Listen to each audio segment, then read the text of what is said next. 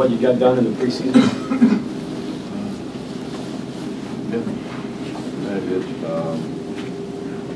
The recruiting thing, because we're gone so much, so we just kind of went, we went an hour and then at the last couple of weeks, we've just gone 2 hours straight once a week. Yeah, they're in pretty good shape, I think, for this time of the year. Coach, how do you feel going into your 6th or 7th year? About like I do every year, I guess.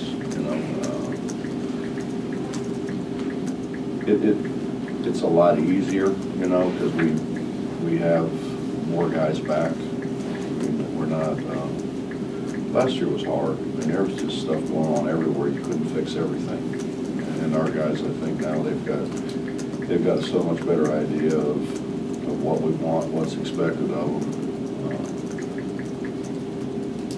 We can kind of, I think, maybe start to fine-tune things better because you're not dealing with so much all at once. And they're in great shape. Dennis is in the best shape of his life. His body fat's way down. He's running so much better. I think the only negative has been that we've had some guys kind of nicked up. Eric Murray's not in very good shape because he had a bad back for a while, and obviously Tawan's not good to go yet. Matt got cleared yesterday, so it's the first time he'll be able to go full go. Kevin Marine had a little deal, missed some days. Other than that, it's all good. Do you envision this team as being more like the teams you had in Cincinnati and that, like the coach at the height of it? We're not as athletic. I think on the perimeter we are, Bob, but we're not near as athletic on the front line. I want to do some of that stuff, but I think we'll have to back it up some. We're not going to be able to cover as much ground as what we covered. We just don't have the foot speed that we had. But I think we can do it. I just think we have to cover less ground, back it up a little bit more. Coach, could you talk a little bit about your new player from the Ukraine and what should Mountaineer fans expect to see from him? I don't know. He's struggled a little bit with the language. He can understand English and he can speak English, but when everything's moving as fast as things are moving, and you're trying to coach people as they're doing other things, I think he's had a hard time with the language. He's a bright guy, so I think he's gonna, he'll pick it up, but he's way behind right now just because he wasn't here and he wasn't here in the summer. But I think the language thing is a little bit of a barrier right now. He's probably our most skilled big. He's a really good pick and pop guy. He's a guy who can make shots in the high post in the short corner, and he passes the ball pretty well. And he's big. He's going to be bigger than Dennis. I mean, by the time it's all said and done, he's 18 years old now. He's not cut up like Dennis is cut up, but he's wider. He's got bigger shoulders. He's going to end up being a big guy. In your practices, you speak the international language anyway, it seems. Generally, I do. Yeah. It's hard not to understand me. Coach's team was kind of pieced together pretty interestingly. I mean, you got the freshmen that are coming back this year trying to find their way, and then the transfers who are eligible now, and then Humphrey coming in for the 1 year, and Valad coming in trying to learn his thing. I mean, how do you piece all this together this year? Will it be a challenge at all, or will it be pretty smooth? No, I think it's a lot easier than it was a year ago. You know, and the other thing is that, you know, we haven't, year ago was a long year with the practice and in the summer and going to Europe. And we got back on Sunday night, they started class on Monday. And, you know, even though we gave them a week off, they were, their heads were spinning. So I think they're more rested, they're more eager, you know, they're more ready to go than what they were a year ago. And we got guys that know what they're doing. You know, they're hopefully we can get to the point where, you know, where we were when I had all those guys back with Day and Wells and those guys that, you know, then you can start to fine tune things a little better. You know, we would do a better job with angles and screens, and we should get, you know, more easy baskets like we did then, because we're just going to execute a lot better. You know, they were struggling with just, you know, spacing and those kind of things, and then, you know, it's like I always say, it's like what's going to happen to freshmen is, you know, you can't think and play if you think it's already done. It's so much a game of reaction, and I think, and that's just from doing it over and over and over. With a year under their belt, they're so much better. And then, you know, Matt Humphrey is not a problem, because, you know, Matt played in one system at Oregon, and he played in basically the Princeton stuff, or the stuff that John ran here pretty much, you know, there. So he's got a pretty good idea how to play. I think that when the first time I watched him play, that's what impressed me more than anything, was just his understanding of how to play and what's supposed to happen, pick things up really quick.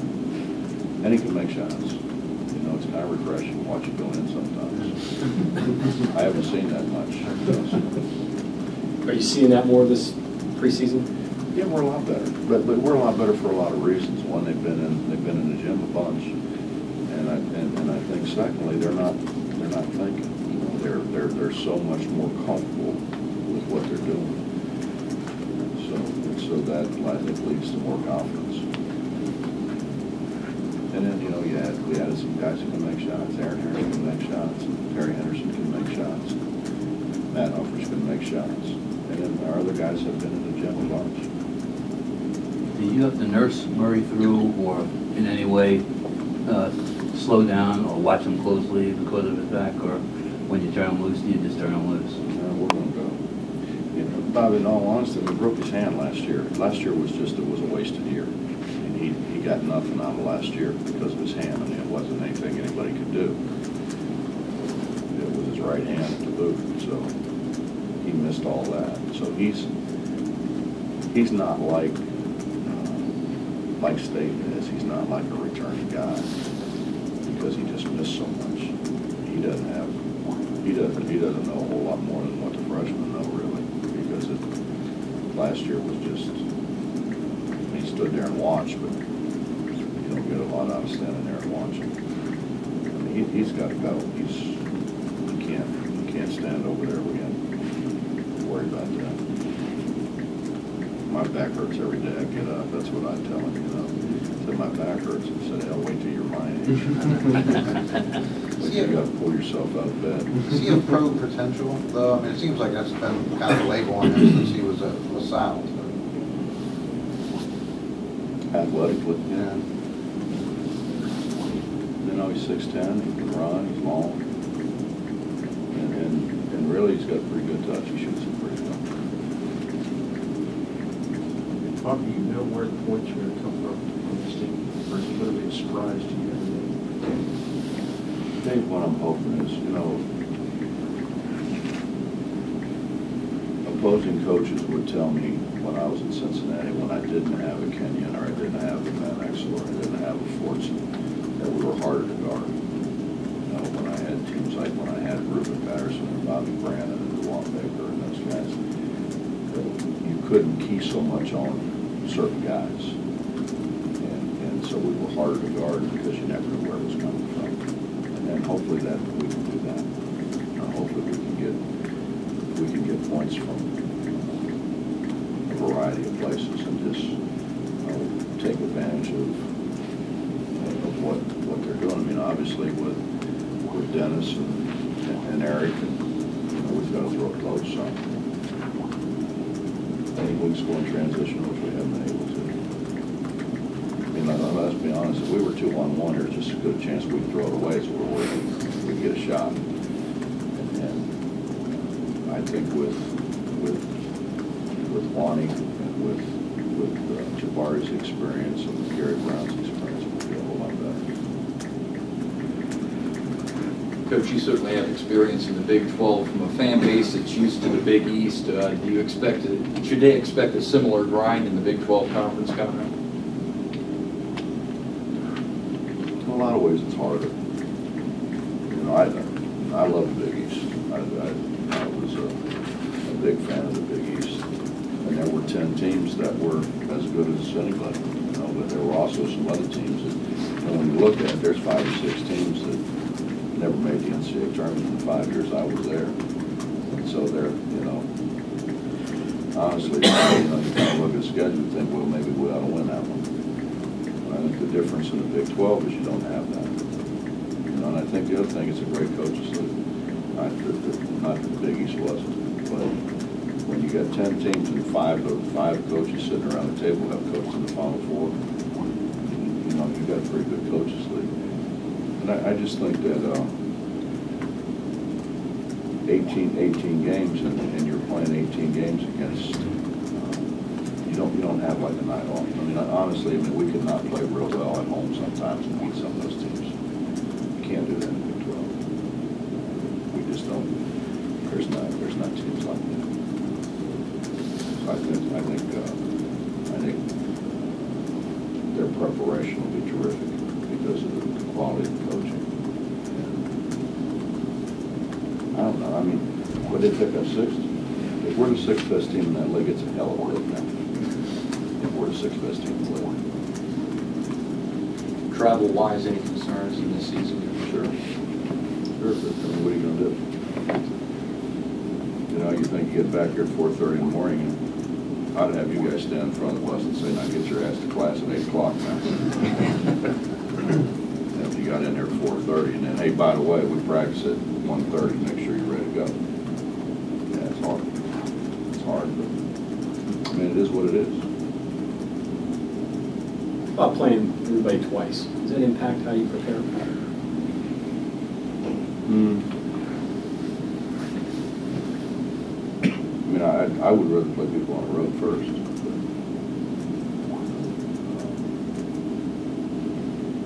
I don't think so.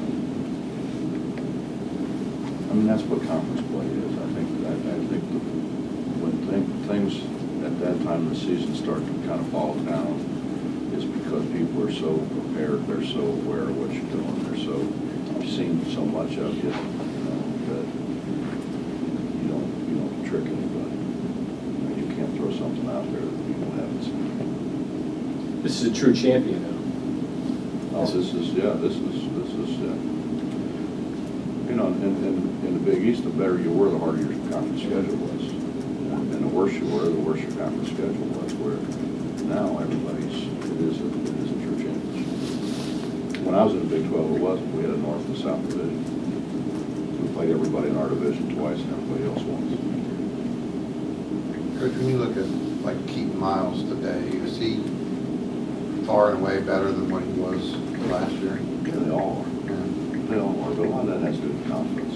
They're so much more confident in what they're doing. Coach, I can't hear you very well, but can somebody may have asked you this, but anyway, is there anything from your 1 year in the Big 12, is there anything that is an advantage to you? Yeah, I know where the restaurants today? are. I'm sorry? I know where the restaurants are. Oh, I could hear that, Coach. You know what? I'd have to think about it, Nick. But I think there's been a lot of coaching change. You know, Rick Barnes was there and Bill Self was there. That they may be the only ones that were that are still there. Is it better today than it was then, or have you seen enough of it? Probably is. It probably is. Thanks, Bob. I mean, I don't know, maybe, I mean, we finished 4th the year I was in the league, but, you know, you had Coach Knight at Texas Tech too, which made a difference.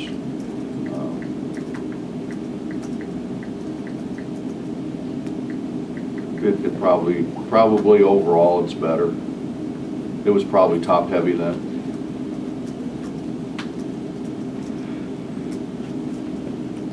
But you know, we finished 4th and to a large degree because we were in the North, and the North wasn't as hard as it wasn't near as hard as the South was. So you're going to get more wins because you play everybody in the North twice. The same number of schools it's then different, as yeah. now? Well, now you're playing everybody twice. So you really, you're going to find out really who the best teams are 1 through 10, where before you really didn't because of the schedule. Coach, you're talking about the the sophomore bunch now. Can you throw more at them this year than what you could a year ago? Yeah, we're going to. Yeah, we're going to do more things. You know, I think we can do some things. Hopefully, change some games. We did a lot of things change the game last year. None of them was positive. We're going to try to do some things that can change the game in a positive fashion for us this year. We were pretty much stuck doing what we did. Right. Coach, having Coach Everhart now on your staff, obviously he's a friend, he's a coach who's won a lot of games. Other than that experience, what does he bring to your coaching staff and excuse me, and to the team? Well, I mean, I'm probably the only guy in the country that has 3 former assistants, you know, on 3 former head coaches as assistants on the staff. So, you know, Ronnie's seen a lot of different styles, you know, different ways to do things. You know, it's good, and he's been terrific. We were planning on taking 3 or 4 days and going up to my cabin and all of us sitting around and talking basketball, and then that just never happens. You know, it's always something. So we didn't get a chance to do that. We'll do that this weekend a little bit, you know, but not to the extent we wanted to do it. But I think anytime there's new ideas and fresh ideas, it makes everybody better, and it kind of reinvigorates you a little bit, I think. That'll work. I use it now. I wrote that dictionary thing. Oh, you did? I did. Coach, you surprised this team hasn't generated more buzz around the rankings or bracketologies or whatever else is out there? You put a lot more stock in the people that write that than I do.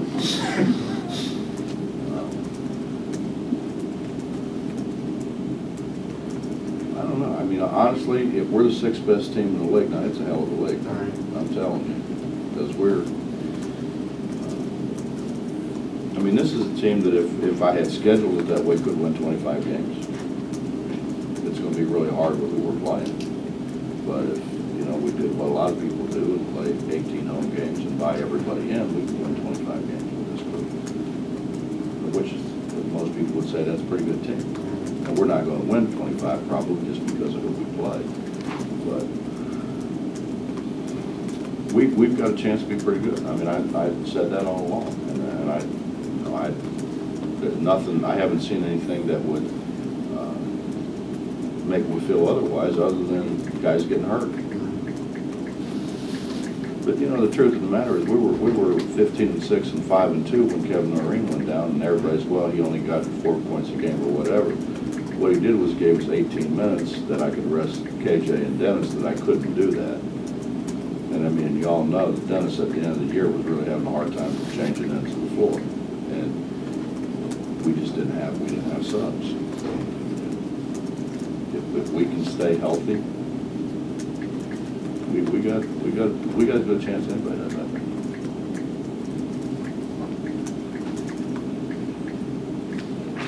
Anything else?